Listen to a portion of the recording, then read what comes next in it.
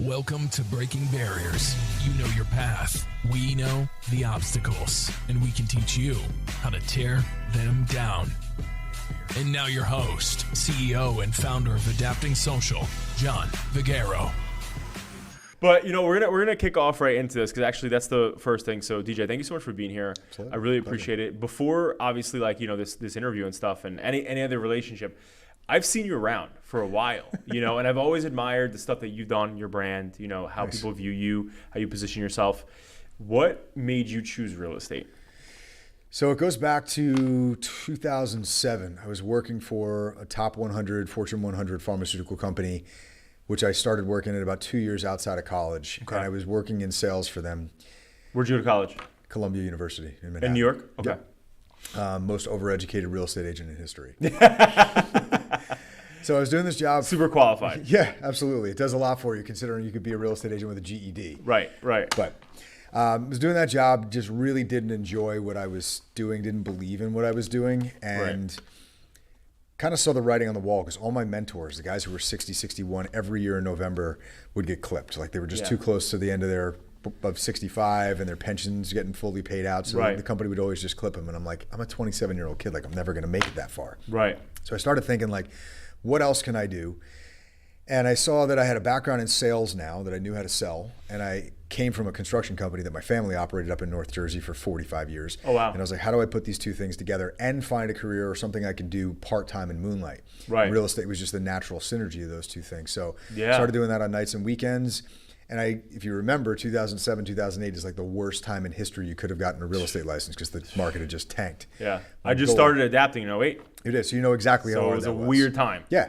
But for you, especially in real estate. But everybody was like, this is the dumbest idea you could possibly have. Like, why would you get into it now? And I was like, because I don't need to do anything with it right now. But if I can learn the ropes and I can figure out how to operate a business in the worst market, when things turn around, I'll be ahead of everybody else that dives in when things are good. Right. And thankfully, everything that's happened since then has just been building off that plan. But I did basically 2 jobs until 2016. So for 8 years, I was still working the other job while I was building the real estate business. Wow. See, but I don't know why most people don't do that. Like so many people that I speak to that are like in between or starting something new, right?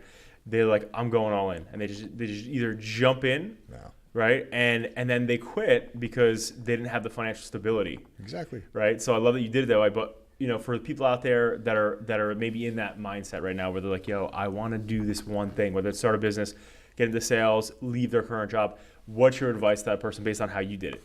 Yeah, I think you have to keep that main job, right? You have to find a way to be responsible. And I didn't have the luxury of doing this before I was married, before I had kids, before I had a mortgage. Like I had all those responsibilities when I did this. So it would have been irresponsible of me to just throw that all. Yeah, in 2016. So how old were your kids at that point? So my son was born in 2007 and my daughter was born in 2009. So you're talking about 11 years old. So you had responsibilities. Oh yeah, legit. That's heavy. Yeah, so my son was just born. Yeah. My daughter, I hadn't had yet, but I had mortgage and responsibilities, and my wife was working too, and so I was like, I can't just give this up. I've got to use that income. And the one thing I made a mistake with is, if you're doing this, the question you asked me, if you're going to do this, and I give the advice to somebody else, is don't increase your lifestyle as you start making money in your side hustle. Dude, yes. Right? Yes. Because that's naturally out there, you needed to hear that. Whoever that is, you needed to hear that right now. We all have, yes. Yeah, because I was like, okay, I'm making X amount of money in my primary career. As soon as I can replace that with my side hustle, I can leave and I don't need it. Right. But human nature is I start to spend the money that I'm making in the side hustle, and now you're just making it harder to leave the primary job. So it made it a little bit longer for me to leave. But when I finally did leave in 2016, it was the best decision I ever made. Our business doubled within 12 months. Wow. And I looked back and was like, I wish I could have done this out of college, and I didn't even go into the sales career, and I didn't do any of that, but I wouldn't have been as successful had I not been trained by the company that I was working in sales with before. So everything happens for a reason. It worked out. It built you up. Yeah. But real quick on the one topic, because I think it's so important that people really lay into that one component. Because there's somebody, somebody comes to mind, and if they're watching this, you know who you are. But there's somebody who came to me, and once in a blue moon, at that we'll mentor young entrepreneurs, right? Hey, I'm out of college, I don't want to know what to do, especially if they intern for us. Sure. Go do this, try this, they'll intern here. And this one person specifically, right? This is more a recent one, but they were like, hey, I'm doing this thing, I'm like, all right, great. They had the job, Now they're doing this thing on the side, and they're loving the thing on the side. And long story short, they're like, I have no money. I got to figure it out because like I'm investing it all in the business. I'm like, well, listen, that's how it is in the beginning, right? But then things started to turn around. They got some clients in. They're making some moves. Next thing you know, this guy pulls up, and I have a meeting with him, and he's got a brand new car. To your point, I'm like, dude, what are you doing? Red flag. Right. I'm like, dude, what are you doing? He goes, well, things are looking good. I'm like, right now they might be, right? But you got to prepare. Absolutely. So anyway, but I'm just saying that just for people listening in that like are in that boat. Like some people when they see themselves, doing the both jobs, they look at it like a reward. Like I'm working really hard. I deserve this car. I deserve this, new wallet, this new bag, this whatever. And it's like the bigger picture is what you're saying, right? Like you stuck it out because you wanted to make 100% sure that this was the next thing and it was stable and ready. So just want to make sure I touched on that a little bit deeper. Talk to me about, so a big thing that came in was just the family dynamic, right? Yeah. So when you go to your website, there's 3 people with the same last name, right? So when people see that, they're like, wow, okay, so not only, right, is he like, okay, he's working with family, but to the higher level of you work with your wife, and you work with I don't know who the other person. My cousin. Your cousin. Yeah. So you have your cousin and your wife there, right? I'm just happy you didn't say it was my son because I've gotten that. My son does work in the business too, but when people see AJ, who's my cousin, he's only like 9 or 10 years. No, I was gonna say he looks too. You guys look too similar in age, and he looks like a baby. No. So, but you know what? So at the end of the day, a lot of people asked in, first off, the first, I guess the segue question is, when and how did you and Nikki meet? Our story is awesome. So I stopped playing baseball after freshman year of college, blew my arm out, just had a disagreement with the coaches. And at that point, I gave up on baseball completely and decided to become a beach bum. I was living out of my Jeep. Really? At the beach, trying to sleep on people's couches during the summer, wherever I could find it. Like locally around here? Down in LBI. Okay. Her family's been in Long Beach Island since the 50s. Wow. So she's got an iconic house on 2nd Street right around the corner from the Chicken and the Egg. And she came to a party that I was at with a bunch of friends, and her brother was somebody that I knew from surfing and skimboarding down there. Yeah. He brought her to the party because she was the designated driver for him. I'm sitting in a bedroom with a bunch of guys, and we're playing guitar and listening to music, and she walks in with him, and my jaw hit the floor. And I was like, you're like, that's her. I could still put myself in that moment, and I was like, oh my gosh. He left the room with him, and I was like, guys, who's Chris's girlfriend? And I'm like, it's his sister, you idiot. At that time, I was straight edge. I didn't drink anything. Right. So I literally hit the keg. I got my beer muscles up and went to go sit next to her on the couch. And then my best friend, you're going to have to beep this part, cock-blocked me for 2 hours and sat down on a bench. And 2 hours? Right between us and sat there and talked for 2 hours. He's still my best friend, so it's all good and it all worked out. We forgive you. Yeah. But that's how we met. The next morning, so she drove me home that night. Next morning, she called my house and asked me out on a date. So one little piece of advice I've found from relationships that last is it seems like the woman actually takes the initiative to go after the guy and go after something that she's attracted to. So it's worked out well for me and a bunch of other friends of mine as well. So that's how we met. That's amazing. So now from the career perspective, how did this whole thing, obviously, so before you fully jumped ship here, what was she doing before? So she graduated, went into being a paralegal. She was way underachieving for what her capacity was. Yeah. And after I started working in pharmaceutical sales, I got her into pharma sales. Okay.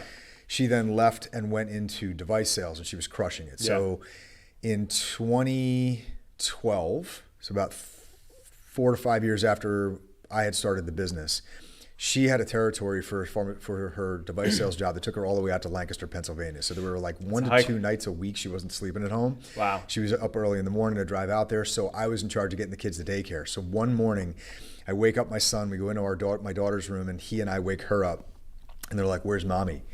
And I was like, "Well, mommy's out at work. She had to sleep over and she had to do a breakfast meeting at the hospital." And my son says, "I don't understand why mommy can't just be mommy. Why does mommy need 2 jobs?" And I was like, what is he talking about?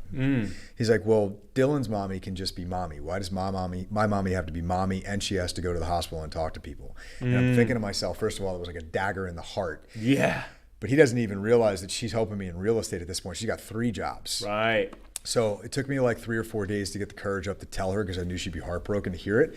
And I told her, and that was it. Within a week, she had quit her job, making $250,000 a year in device sales, and was like, F it. We're going to find a way to make this work. So she was the first one to leave. I was still working in my other job. She left her career and came to work in the real estate business. And I think we went from 15 to 16 transactions a year that year that she left to 32 the following year. So doubled it. Wow. Doubled the business. Basically, I became front of house. She became back of house. Is the easiest way to describe it. She was in charge of operations, procedures and systems and everything. Yeah. And then there'd be some weekends where I would just have too many clients. She'd take them out. If we had 2 open houses, she would do it. She's all the things I'm good at, she's also good at, and all the things I suck at, she's also good at. So it's a partner that I couldn't afford if I had to pay for somebody, for sure. Wow. Yeah. That reminds me of my wife. Yeah. You know, same situation. And this is not just because we're on camera. I say this when we're behind closed doors. I could tell. You did technically kind of said it beforehand. Now, how do you maintain, so working with your cousin, working with your wife, working, I guess with your son, some capacity, or your kids some capacity, how do you maintain that separation so that the family dynamic isn't hurt? I don't believe that that's possible. Not hurting the family dynamic, but I truly don't think separation of business and family is really easy to do. Right. So I think part of it is just understanding and having everyone have the understanding that both parts are going to bleed into one another. And I think it's one of the greatest things that's happened about growing this business in front of my kids is that by osmosis alone, if nothing else, they have learned what piss and vinegar and work ethic is, because they've seen it happen. Right. They've seen dad have to leave a t-ball game to go show somebody a house that turns into 3 or 4 other opportunities that are paying for vacation. Yeah. We tried a few years back, and we got to get back into this. My daughter was the one responsible for grabbing everybody's cell phones and putting them in a basket when we would sit down at the dinner table. I love that. But every once in a while, there's a call that I got to take, right? And you say, like, guys, look, I understand that we should have a separation here, but this is going to pay for vacation, or this is going to pay for your first year of college, or whatever it is. So right. I don't see a real separation. The thing I'm getting better at right now is just setting expectations with my clients that after 7 o'clock or 7:30 on a weeknight or on weekends, I'm not going to answer, and just understand I'm going to listen to the messages, but I'm not going to get back to you until I'm available starting again at 7 o'clock on Monday morning. Right. I've also been able to do this now. And look, if you're starting a business as an entrepreneur, there is just 70, 80-hour weeks that are required to get your business off the ground. You need to. It's unavoidable. You need to. Unless you're missing the parties. Unless you start with a gift of money from a parent or a family member, it's not possible. You have to do the 6 or 7 jobs yourself and to get it off the ground. And then at that point, like the luxury I have now is I have the capital to be able to buy back my time and to hire people to answer that stuff on the weekends, to go do the things that I used to have to do on the weekend, and for me to be able to enjoy that time with my kids. I think it's one of the things I'm most thankful for is that I started both the business as young as I did and got married and had kids as young as I did, because my kids are 16 and 14 right now. I'm at 44. I will have the best years of my life. Like you still got my road ahead of you, which is great. I got a lot of road ahead of me. Young. And I was still able to be there despite building the business and coach my son in t-ball and coach my daughter in softball. Right. That was something that was really important to me, was to still carve out that time. Yeah. And the business would have to take a backseat for those things. Pretty much it. Everything else, the business took priority. Yeah, dude. Oh my God, that penetrates. I resonate with that so much. It penetrates my soul, because my wife and I, when I met my wife, she at the time was working at iHeartRadio in the city. Yeah. And so I'm jamming. We're both young. I think we got engaged when we were like 23, 22, something like that, early. Yeah. But long story short, at the time, when we were just dating, not living together, I never ever saw her, right? I was always working, and then once we got engaged and moved in together, still never saw her. I was out super early. I was missing all of her family shit, my family shit. I remember she had a conversation with me because both of her parents are entrepreneurs, and my parents are not. Both of my parents are, were employees, and then my mom became, I'm the oldest of 5. Wow. So my mom stayed home. So anyway, long story short, we came from different, upbringings and stuff. And I told her, I was like, listen, as much as, it's difficult, because her thing was like, hey, you got to get out there and go do your thing. Great. But when you're home, be home. Right. And it's tough. It's easier said than done when you're building, right? What you get. But dude, COVID for me was like, from a personal and business combination perspective, was the best thing ever happened to me. Like before COVID, I was out of the house at 5 a.m. at the gym. I was then back home eventually, probably around 10, sometimes if I was lucky, 9:30, 10 o'clock. Wow. She would eat dinner with me, and have dinner with me at 9:30, 10 o'clock. And that was like the first 3 or 4 years of our marriage. And fast forward, COVID happens, and then it's like nobody wants to meet, nobody wants whatever. So it saved you. I'm never in my New York office. Wow. I'm not flying to normal places I'm flying to. I'm not driving to places I was driving to. And I'm just home with her. And at the time, it took us about 4 years to have our first kid. Okay. We had some fertility issues. Yeah. So long story short, I'm like sitting there and I remember asking everybody. When I'm at like a milestone phase of my life, I'm always the guy to be like, DJ, what's it like being a dad, right? Like I just like to get that advice. I like to ask. So I'm asking everybody, I'm asking all the entrepreneur clients, I'm like, how the fuck do you find the balance? Yeah. I'm like, because when I'm with her and when we're with family, and if I do make it to a party, she's annoyed at me because I'm in the corner like this real quick, making sure she ain't looking at me. And whatever. And every single entrepreneur that I spoke to, so one of them was a billionaire. One was super, super successful, right? And the other guy, was also pretty successful. And they all said the same thing to me. I'll go, if you're going to scale this, there is none. And I'm like, damn. So I was depressed about it. I was like, fuck. And so long story short, I had a conversation with at the time was my coach. Right. And I go, dude, they're all saying this to me, like, and I love what I do. I'm not burnt out. Like, right. I know I wake up early. I'm going. Yeah. But what I am burnt out by is like not seeing my wife and not being able to spend time with her, and then thinking about when I have kids, if I'm gonna be that dad who's not there, right? And do some of the shit my dad did. Yeah. So he said to me, he goes, well, you subscribe to the things that you believe. Right. Do you believe that you can't find this, balance. So I never said balance. I said to him, I go, I don't believe in a balance, right? Because which way you fall on. But I go, I want the harmony, right? I just want it to be integrated. I want it to be harmony. And he said, if you really do believe it's 4 weeks later, COVID happens, right? And then, I'm not traveling as much anymore. But to your point, where I would be 24/7, 365 accessible to all my clients, my team, everybody.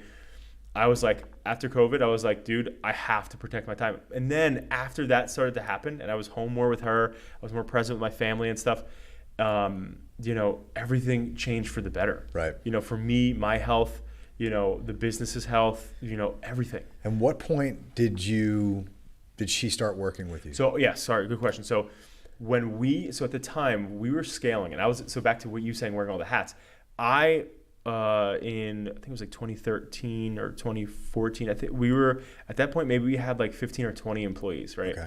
And I was writing all the paychecks by hand then. And I was doing all of that myself, right? And so she was like, do you need help? Like, because her mom was like an accountant for her mom's company.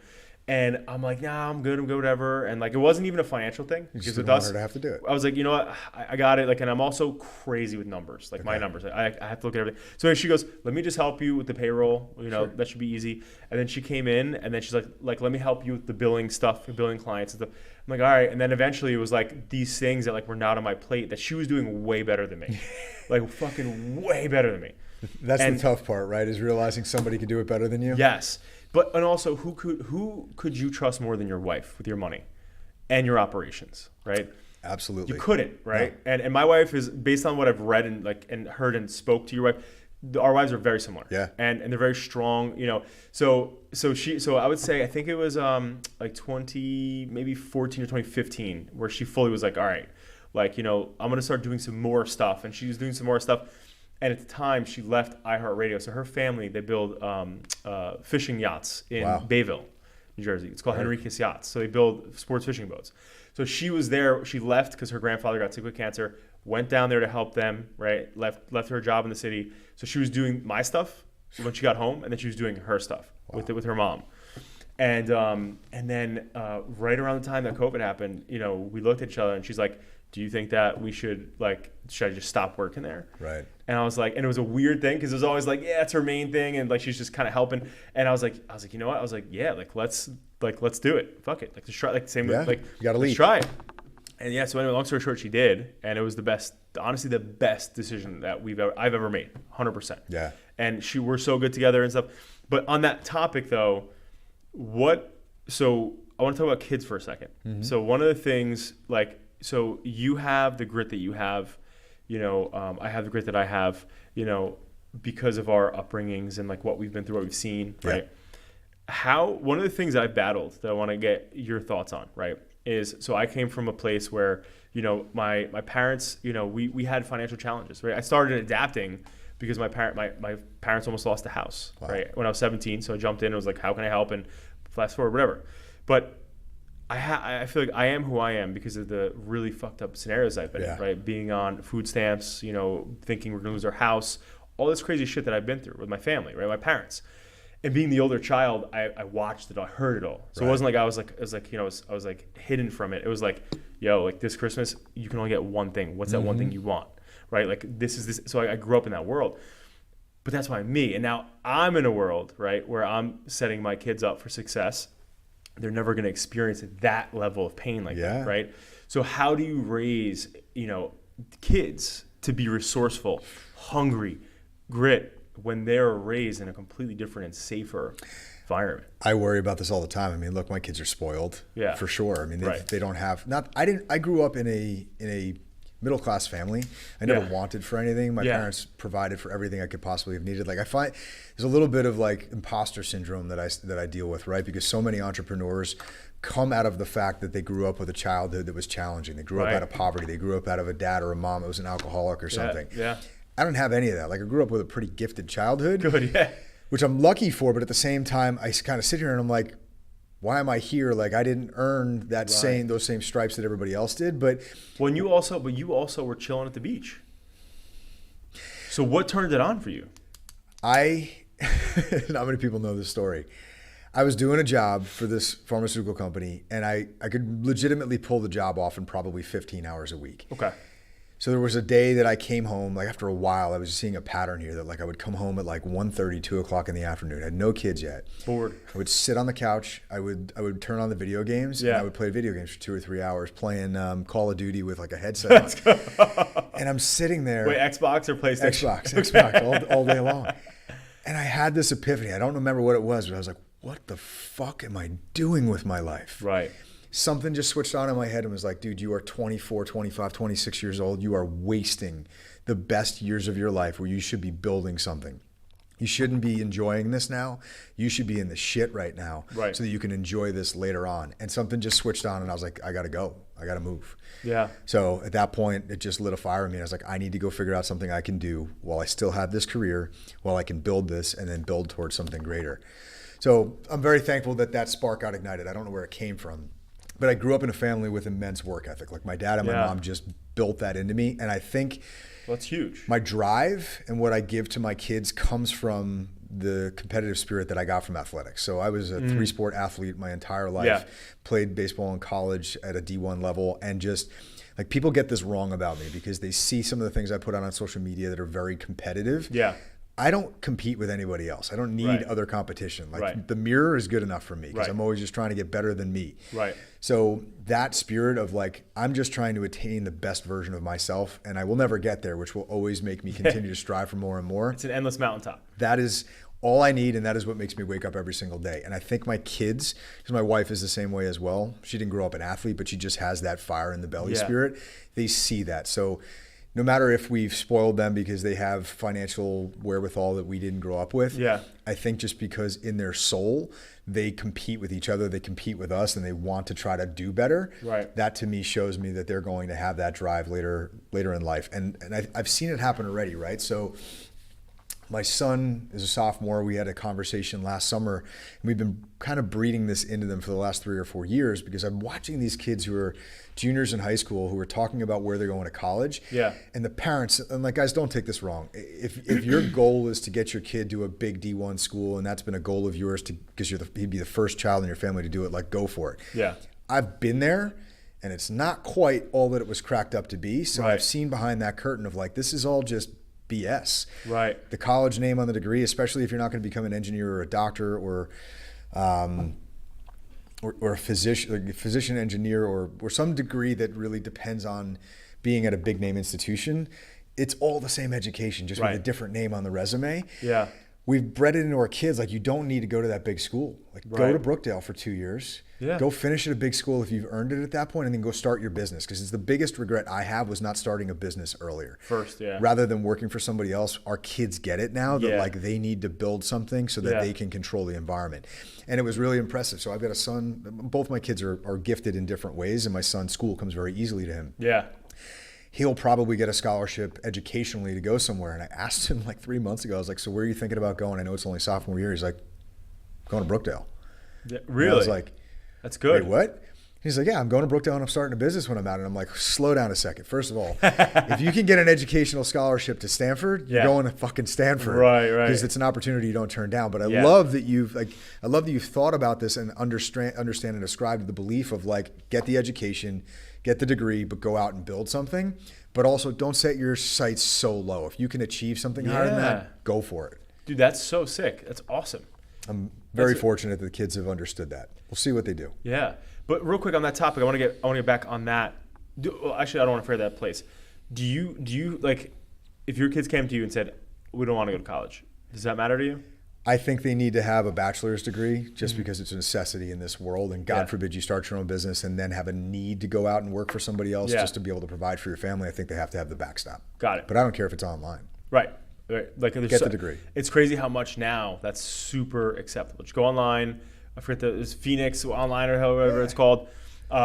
So I saw something. So you know what? It reminded me of this. Adam Sandler told a story one time where he said, growing up, and same thing with actually Jerry Seinfeld. They both in different ways talked about how like the growing up, like, Adam Sandler particularly, his dad was like, your upbringing reminds me of his, where he's like, my parents were, middle class, great people. I never like had a shitty childhood. Like my dad wasn't an asshole. My mom wasn't like crazy. Like, I had great stuff. But like my dad always told me, like when I was out there doing stuff, like if acting didn't work, like don't worry, you could come work for me or whatever. Mm-hmm. And he was like, no, I'll figure it out. Like it was like this just chill environment, right? Where he was like, yeah, I'll just figure it out. And he's fucking a billionaire now. Like so like the thing is, to your point where it's like, imposter syndrome. There are also so many people though who haven't been in a struggled environment. I don't think that's a necessity. It's just interesting. But it's like, that's why I asked you that question initially, because I'm like, well, if you're not giving them the hardships, right? Yeah. Then what do they get? And this one guy that I was a pretty big builder, he said that like what he did right away with his kids was teaching them the value, like everything. When he talks about money to them, he always uses earn before money. Yeah. And every time they want something, he's like, all right, so what are you looking to get? They're like, oh, I want to get this bike. Well, he's like, all right, well, what are you gonna do to earn it? Are you gonna sell one of your things on Marketplace? Yep. Are you gonna do this whatever else? I'm like, this is interesting. It's like crazy. There's so many ways to fucking parent a kid. Yeah. Right. And to make them who they're gonna potentially be. We just did this with our kids, so they can do it with their own stuff, right? So if they get Christmas gifts or they get gifts from somebody else and all of a sudden they've grown out of it, they don't want it anymore, that's cool. Go sell it. I'll let you keep the profit. Yep. You can go do something else, even though you didn't buy it. Right. So I had a bunch of camera gear. I moved a studio out of my house to working with you guys. Yeah. And I was like, here's the deal. Here's your pile and here's your pile. Go sell them on Craigslist and Facebook Marketplace. The bare minimum is X price. Everything you make over that's your profit. That's sick. Go learn how to sell. Right. That is a skill that will never, ever disappear. Right. Especially in their generation, and your kids are even younger than mine, but I'm seeing it happen with young people that we hire into the business. They're afraid of the phone. Dude, they hate the phone. They'll text, but they will not talk to anybody because they grew up with the ability to talk immediately over text message. Yeah. And in sales, face-to-face and voice-to-voice is huge. So I've worked really hard on getting my kids to understand they need to learn how to sell. They need to learn how to shake somebody's hand, look them in the eye, and have a conversation. I always give the analogy of like, it's like playing ping pong, right? So I would listen to my mom call my kids for their birthday when they were 9 years old. Yeah. And she'd ask them a question and they'd answer it. But they wouldn't hit the ball back over the net to ask the other person a question. I fucking love that. And it becomes 21 fucking questions. Yeah. And the person's like, Jesus, like I just want you to talk back to me. Say something. Respond. I'm like, you got to play ping pong. So if someone asks you a question, hit the ball back over the net, ask them something. That's the art of a conversation. And the sooner you can learn to do that, the more successful you'll be in life. I love that. You got to tell it to Jules. Seriously. I'm going to remember that one too. I haven't put this one into practice yet, but along your idea of the earned, there was a billionaire that had put a video on Instagram that I loved, which was, and I don't know if the monetary amounts match up to now, but he was like, I gave my kids an allowance starting at like 5 years old. Yeah. And say it was $6. $2 you could save, $2 you could spend, and $2 you have to donate. So figure out a charity or somebody you want to give the money to who's not as well off as you are, and $2, whether you do it every week or you do it every month or however often you donate to somebody else. It shows you how to give to other people and the joy that comes in giving and the reciprocation that comes back to you in the art of giving. Right. The $2 saved and the $2 spent is awesome because he would say he'd go out and the kids would ask like, hey Dad, I want a Coca-Cola. And he'd be like, cool, it's $5 or whatever the price was. And they'd be like, he's like, you got your own money? And he'd be like, it's too expensive. I can't really do it. Now now it's your money, right. not my money. Because when they don't value that, they think that money just keeps coming out of your pocket or growing on the tree. Right. You're not teaching them that value. So I love that. I love that too. So we had there's this group of really badass moms. And we had them on the podcast years ago. I got to go back and look now. I don't want to botch like the name of the organization because I can't remember it now. But essentially, during COVID, they talked about this where they said, we're all sitting here and like one's a teacher, one's like a finance major, whatever. And their kid, like one of their kids like was sitting there and they broke a plate like off the table like on accident, right? And the mom was like, oh, like that was this, apparently it was like an expensive thing that she bought in a set. And so he said, Mom, who cares? Just order on Amazon. And they were like, we got to change that mindset. Disposable culture. Right. Because everything's just, boxes are showing up to the house every day. Like I didn't grow up like that. You didn't grow up like that. You didn't grow up with a box showing up every fucking day. No. I remember being in Kmart and begging for toys and saying something, and my mom was like, the equivalent of like, fuck you. You don't tell me what we're going to buy you. Right.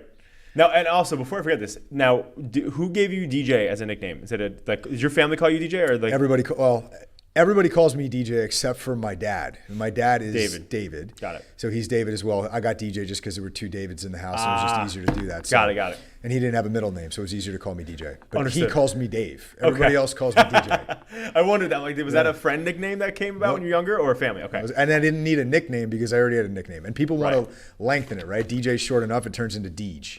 I like Deej. Deej is good. It's very endearing.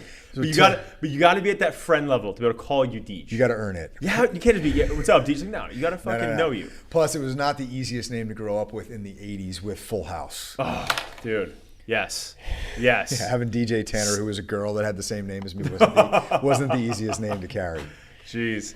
So, what do you right now currently? I'm sure obviously when you're younger, maybe it was a different view. What, like, paint me a picture. Like, if you were about to like tell me about a movie of this, right? Mm-hmm. What does success look like to you, right? Like, I'll give you a quick example so you can kind of riff off it. Yeah. But like, we've had people on the podcast that are like, success to me is me being able to go to the grocery store, buy whatever I want, go get a bottle of wine, go home and not worry about it. Yeah. Like, that to them was success, right? Like, for you, what does success look like? That was my idea of success for a long time, was I want to be able to not have to think about a financial decision, a normal financial decision, not like go out and buy a Ferrari like that. Yeah. But I want to be able to go out to dinner or go on vacation or make a decision about buying clothes and not have to think about that and not have to worry about budgeting that into my life. Right. That was my goal for a long time, because I remember when we found out we were pregnant with our second kid, and we were living like paycheck to paycheck. We weren't saving any money. And I was like, how the fuck are we going to pay for another one? 2 kids in daycare. Right. We're not saving any money as it is. And I've been lucky at this my whole life that it's just like, it'll work out. It'll just work out. It'll work out because I won't ever let the balloon or the ball fall down to the floor. Like I will always do whatever I need to do in order to make it successful. My wife never really understood that until she got on my wagon and was like, he'll just fucking figure it out. He'll figure it out, right? He'll figure it out. Yeah. So that was my goal for the longest time. Now my goal, and I think there will always be stretch goals, right? You're going to have a goal of success or a definition of it until you achieve that. And then I'm the type of person that I'm going to reset it because I'm not comfortable.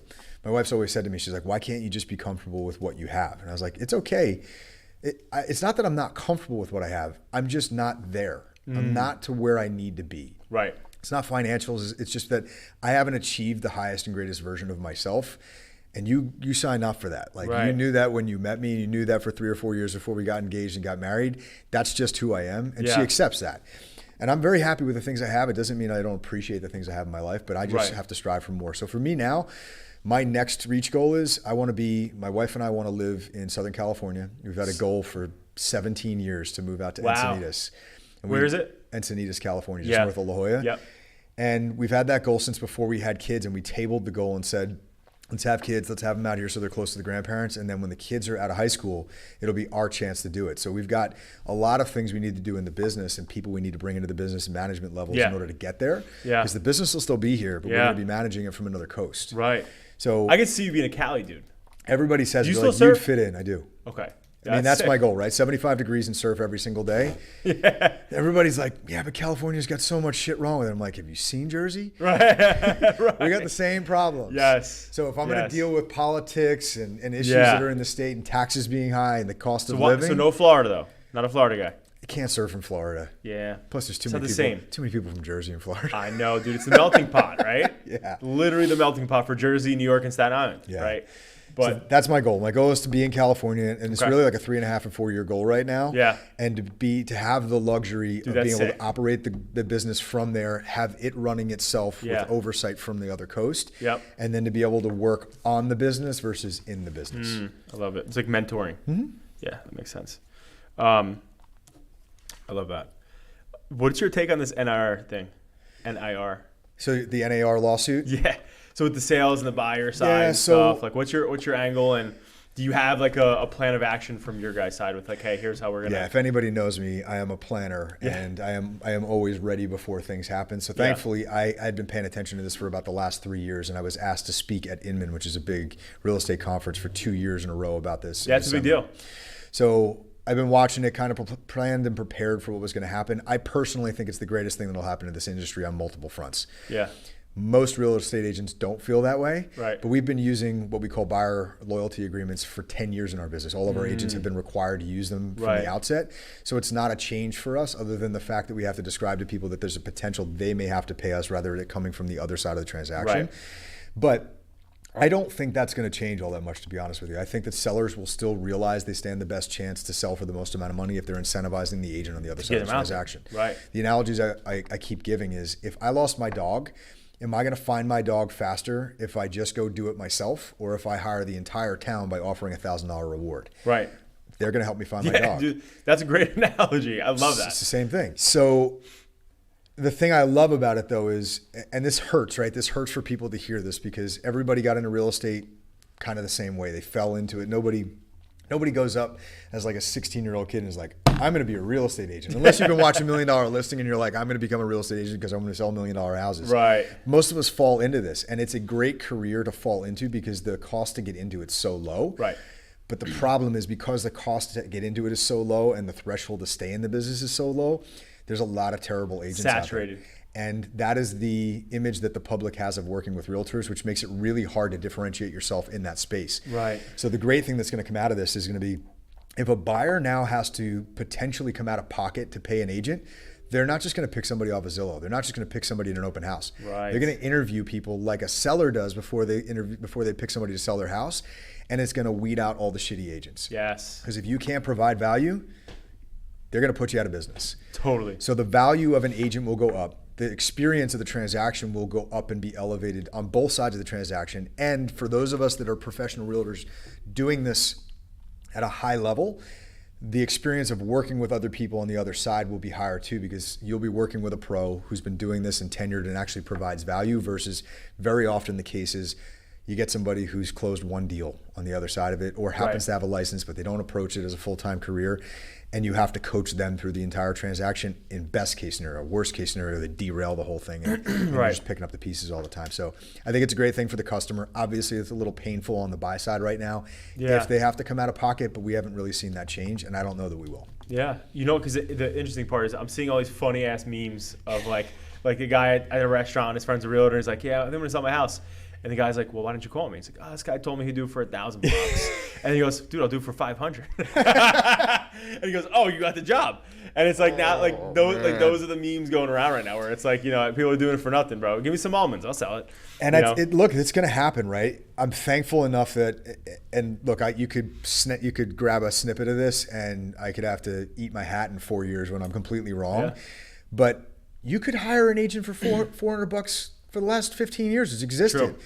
People haven't done it because, and I say this all the time, especially with the price point that I'm in, our average sale price is well over $1 million. Yeah. Below a certain price point, and it's relative to every market, but in our market, figure it's $500,000 and below, there's a place where that's going to fit, where people are going to want to hire the discount broker. Yeah. At a certain price point, people want to have someone to yell at. Totally. I want to have someone. Accountability. Yeah.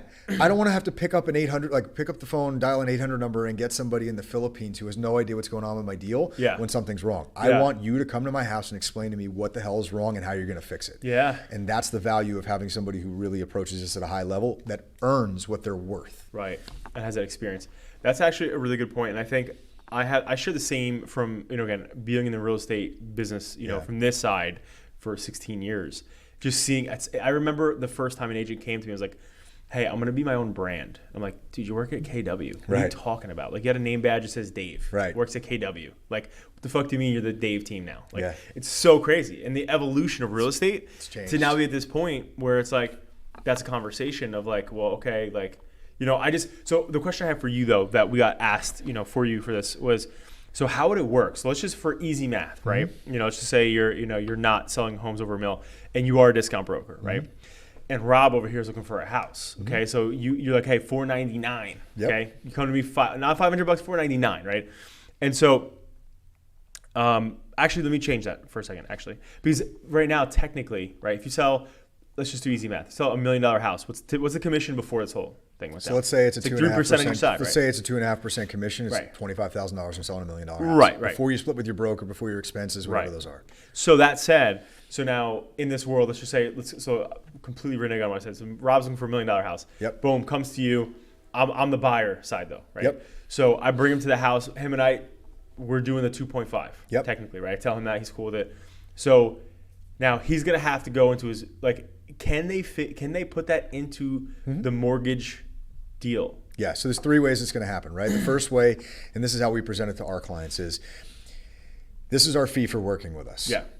In the majority of the cases, we're going to pursue that to be paid by the seller side through the compensation that's shared from the listing agent, which is how it's been traditionally been done. There's always been the option to not do it that way, and people have had the option, but traditionally that fee has been paid out of the listing agent's share that they're willing to compensate back to me, and that's how we're going to pursue it. If that's not an option and they're not willing to do that, then we'll pursue this as a seller concession, which means if you were going to buy the $1 million house and there was a $25,000 commission, 2.5%, you're going to be paying $1,025,000, and you're going to mortgage that over the course of 30 years, essentially, or 15 years. Okay. Yes, the purchase price is $25,000 higher, but it's not $25,000 cash out of your pocket. It's $25,000 mortgaged in over the course of 30 years. Now that's like nothing. Yeah. Obviously, the house has to appraise for that higher number now, which is a potential risk, especially when prices are going up. Yeah. But to the seller, it's net the same, right? They're going to get their $1 million at the end of the day. Yeah. They're going to take that $25,000 extra that they got from you, and they're going to pay the commission back to me by doing that. So they still walk away with the $1 million that they wanted. The $25,000 is coming out of the buyer, but it's added into the mortgage. Now, there's some tricks to that, which is not every mortgage company allows this. Like, this isn't allowed on a VA transaction, so there's an issue right now that this becomes discriminatory for veterans because they can't have this as an option for them to be able to come out of pocket, have that concession added in where the seller's paying. So what the hell do they do? So they're going to change the rules on all this. All the mortgage companies are going to reevaluate this, and the backing institutions are going to have to allow for this to happen. They also are going to have to increase the amounts that the concessions are allowed. So right now on a conventional loan, it's a 3%. Yeah. And on a FHA or VA loan, they're allowed a 6% concession, which basically means if you had credits and repairs, they can't add up more than 3% on a conventional loan and 6% on an FHA loan. Well, now if you have all those credits and repairs maxed out, and you still have to have a concession added in for the commission, they're going to have to make more room in the transaction to do that. It's going to happen because it's going to be the easiest way to get this done. And then the third option is if none of those are options, then yes, you'd have to come out of pocket and you'd have to compensate us. Got it. And that's a conversation you have to be able to show what value are you really providing to somebody that's worth that money. In some cases. Yeah, it's steep in some cases. I love it though. We have clients last week who said to us, I'm glad that was paid by the seller, but if I had to pay your fee, I would have paid it. Mic drop. Yeah, so you've got to provide value. You need to know what the customer really wants and be able to show them that you're able to provide those results to them. So for us, right now in the marketplace, I see buyers wanting 2 things. One, a deal, which a deal could just be, I want a house because I can't get a house. Dude.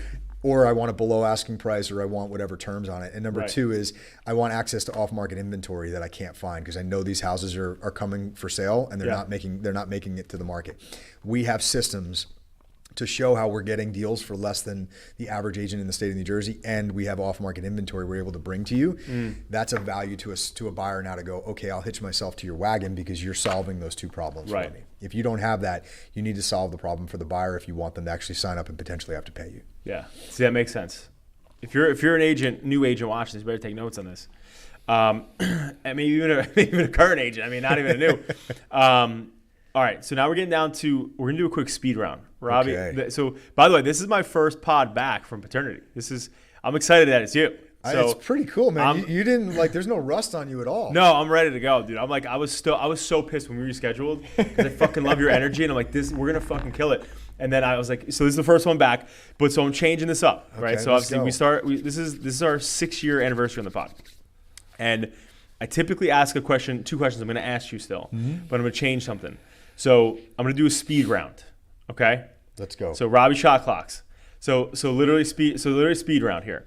So I'm gonna ask you 4 questions, right? And you got to fire off just visceral responses. Got it. Okay. So once you're ready, Rob, we're gonna get this done in 25 seconds. Oh wow. All right, 25 seconds, 4 questions. All right. So not a lot of time so this is visceral, all visceral, straight, boom, boom, boom. Yep. Let me know when you're ready. All right. Ready, set, go. Who's your hero? My dad. Boom. Who inspires you in business right now? Dan Martell.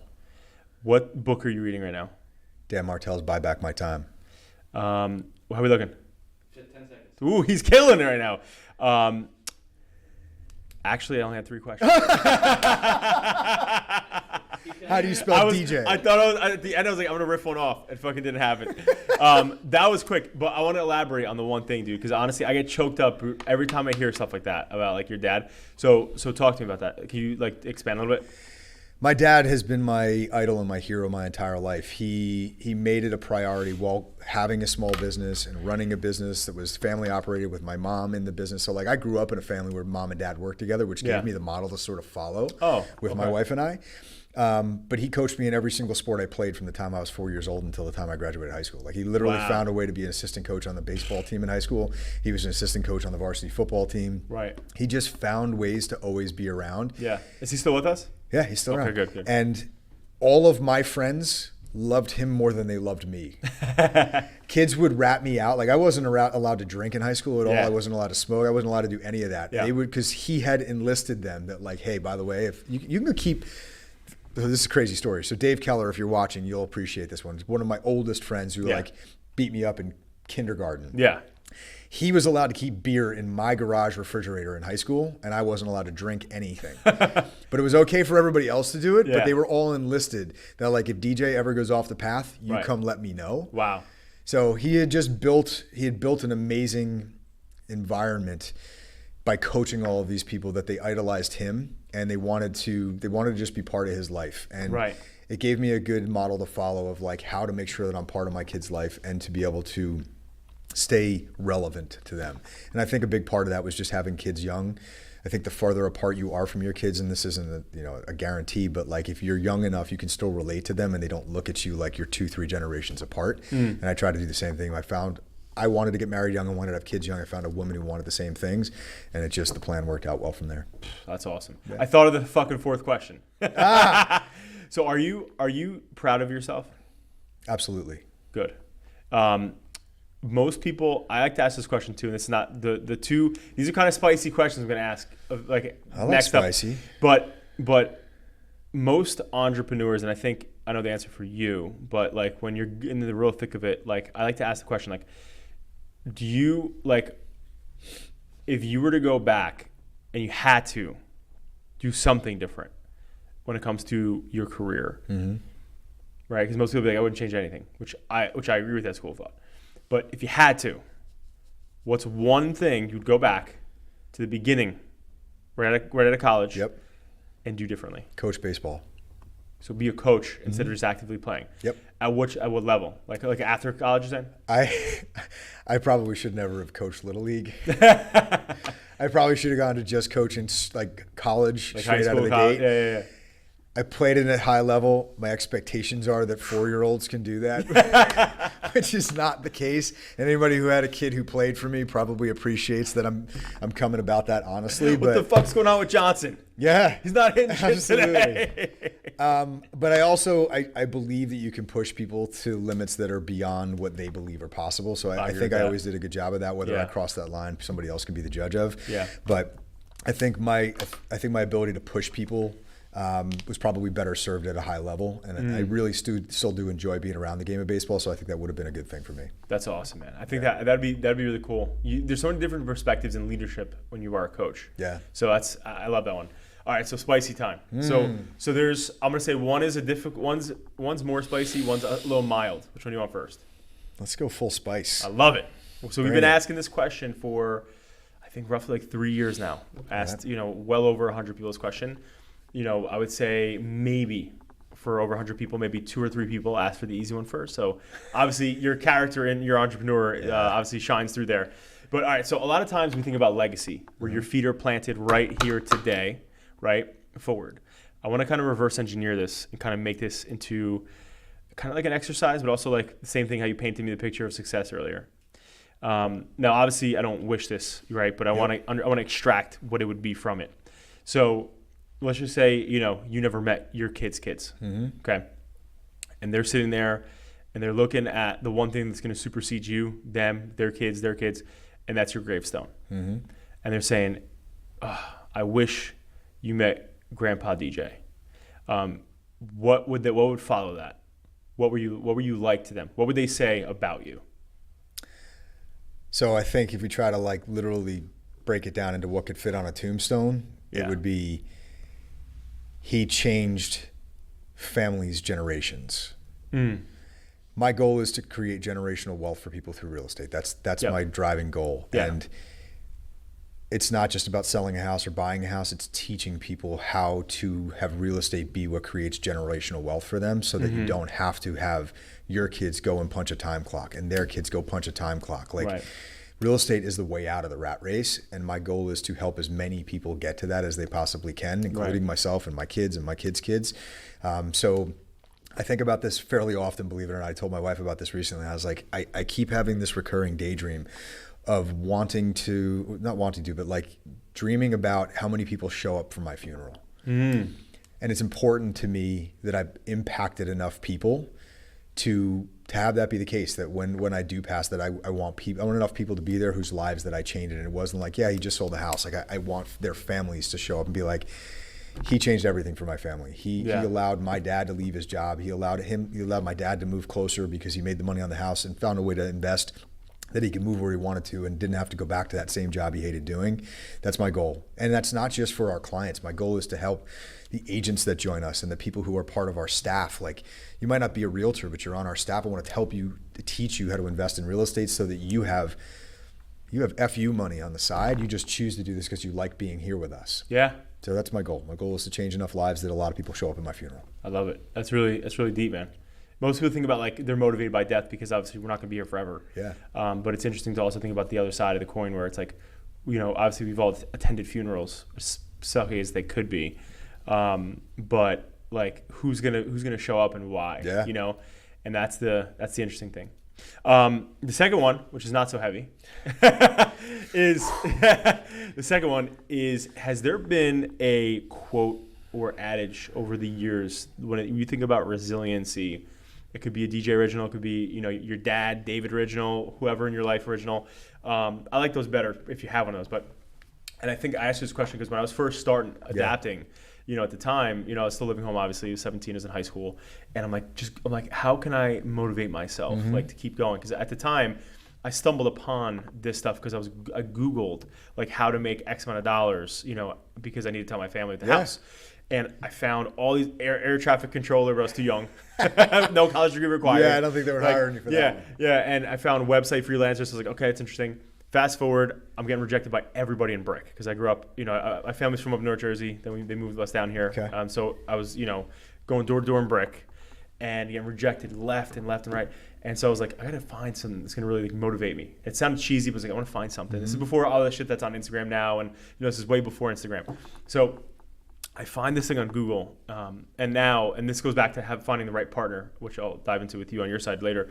But I found this thing and it said, live a few years of your life like most people won't, so you can live the rest of your life like most people can. And what I got from that, it instantly penetrated me as a 17-year-old. And I was like, wow, so I'm going to have to like go through some real tough times. Yeah, if I'm going to make it out on the other side. Like, and so I'm sitting here, I'm like, so all these rejections I'm getting daily, just on these fucking doors, whatever, getting slammed on me. It's like, it's okay. Like it's supposed to happen. Yeah. Right. And while you're thinking about that, the one thing, just talking about, people out there who are entrepreneurs and, whatever else that maybe they are not married yet. Dude, I think you found it. You definitely found it. But one of the biggest parts to, I think, my success, right? And I mean that as a dad, I mean that as a husband, whatever else, is my wife. Yeah. Literally. So when we moved, so I'm like a fucking gypsy, right? I get bored every like 2 years of a house, right? Right. And that's the one thing, if I were to ask myself a Realtor question, if you're interested. Yeah, exactly. But like I literally, that's the one regret I have. If I can go back, I would have never sold any house I ever owned. No, of course. Because now, like, it's ridiculous. But was it possible for you to buy? No, correct, right. So I'm just saying, like at that time, I would have been like, fucking hold. Yeah. But anyway, so I lost that because I printed it out. I put it in my parents' basement at that time, right? And I had it for years. Yeah. And then when her and I moved out, I put it in my closet at the time, right, our first house. And then 3 houses later, right, now we're in our forever home. Like we bought our sick house. Love it. And so I haven't seen that paper, right, or that thing, right, and I still had it, right, the exact one I printed out. And she fucking put it up in my closet. Oh my God. And dude, I'm sitting there, no joke, I haven't seen it. I'm like, Jack, up on the back. Yeah, I'm like, Jack, I'm like, where the fuck is this thing? She's like, oh, I have no idea. It probably got lost and whatever. And I just, after the second or third house that we bought, I was like, I just couldn't find it. Right. So fast forward, we're in this sick house, and she's like, listen, like, you worked really hard. Here we are. And she's like, you deserve it. And so one day I'm going to leave for the first day of work from after being in this house, and I go upstairs in the closet and I see it there. That's amazing. And she wrote a note next to it, and it was like, this is why you work as hard as you do. That's a good woman. So, but with that all said, right? So obviously you found that woman for you. Yeah. But with that all said, is there been any sort of resiliency quote for you that like you think about similar to that? Yeah. So my dad was big with quotes. He was a big motivational guy, and there were quotes all over our house from Vince Lombardi, coaching quotes, mainly sports driven. Yeah. But when I got to college, I would wake up every day and I'd have an email from him with a different quote. And I actually just recently found this in like my memorabilia Rubbermaid bucket, like tin that was, or bin that was downstairs in the basement. I found the book of like thousands of these. What? And I gave up on this, but I started them putting them on Instagram stories every single morning. I got to get back to doing it. Yeah. There's one from being a kid that I remember, and there's a new one now. So the one from being a kid was, good things come to those who wait, but only things left by those who hustle. And it was always, I never really understood it because the way it was written grammatically didn't make sense to me. Yeah. But it basically means like the great stuff is who goes after it first. There's still good things left, but it's whatever's left by the people who got there first. So get there first. The new one for me, and this is actually going to get tattooed on my leg in the next month. I'm finally figured out what I want, is pursue progress, not perfection. Dude, you're going to love this. First off, I love that. But I heard this. You might have heard this. Fucking Josh Altman said this. Okay. But Josh Altman from the So he says ready, fire, aim. Yeah. Take action. Right. Like he goes, don't worry about missing the shot. I am a perfectionist. Recalibrate. But done is better than perfect. Yeah. Dude, that's so fire, dude. Because at the end of the day, how many people? I have so many friends, I have so many family members. When I first started, right? Again, I was in high school. Yeah. I didn't go to college, right? That's amazing. And I literally said to my cousin who was going to school to be in the medical field, and him and I were always like, like fucking Bonnie and Clyde growing up. Like we were always getting in trouble together, whatever. And he goes, dude, like you need to go to college. Like you're not going to be able to do this without a college degree. Like you should. He goes, like you're silly to think you could just do this and whatever. And fast forward, but he always he's always had such great freaking ideas, man. Like this guy has a gazillion ideas, and I have a lot of friends like that. Did he take action on them? That's the problem, right? Is because of what you're saying. They're like, oh, right now I don't have the right amount of money, or right now, I don't have. It's not the right time because I just had a kid, or I just got a promotion at my job, or whatever. And it's like, dude, just go out there and do it. So you want to know why my wife and I make such a good such a good combo? Is she conservative and you're not? She's super conservative. I'm a super big risk taker for sure. Me too. That's me and Jack. Yeah.